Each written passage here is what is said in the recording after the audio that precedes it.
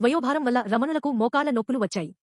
శిష్యగణం సేవ చేస్తూ నొప్పిని ఉపశమింపచేయాలని ప్రయత్నిస్తున్నా బాధ తగ్గకపోగా ఎక్కువవుతోంది.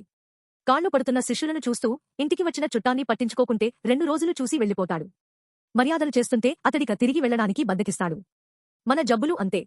ఔషధాలు వాడుతూ జాగ్రత్తలు తీసుకున్న కొద్దీ మనల్ని విడిచి వెళ్లడానికి మొరాయిస్తాయి. అందుకే బంధువులను, రోగాలను కొంతవరకే పట్టించుకోవాలి. లేదంటే చూస్తున్నారుగా మీరెప్పుడెప్పుడు వస్తారా అని ఎదురు చూస్తాయి. చక్కగా 2 పూటలా తైల మర్దనం చేయించుకుంటాయి. ఇది అర్థం చేసుకున్నారు కనుకనే సాగుబాటు ఉంటే వ్యాధి అంత సుఖం లేదు అన్నారు పెద్దలు. మీరొక కోణంలో ఆలోచించి సేవ చేస్తుంటే తన కాళ్ల నొప్పులే పోగొట్టుకోలేని ఈ వృద్ధ గురువు మనల్నే ఉద్ధరించేను అనుకుని తలకు మించిన కోర్కెలతో వచ్చినవారు నన్ను విసిగించడం మానేస్తారు. ఆ విధంగా మేలే చేస్తున్నారనుకోండి. అదలా ఉంచితే ఈ నొప్పికి కారణం గత జన్మ కర్మలే తప్ప వేరొకటి కాదు. ఈ కర్మల్లో దేవుడి ప్రమేయం లేదని గ్రహించండి. మీరెంత సేవ చేసినా కర్మఫలం ముగిసే వరకు నా నొప్పులు తగ్గవు. ఎవరైనా సరే కర్మను వదిలించుకుంటేనే విముక్తి కలుగుతుంది అంటూ చెప్పారు రమణ మహర్షి.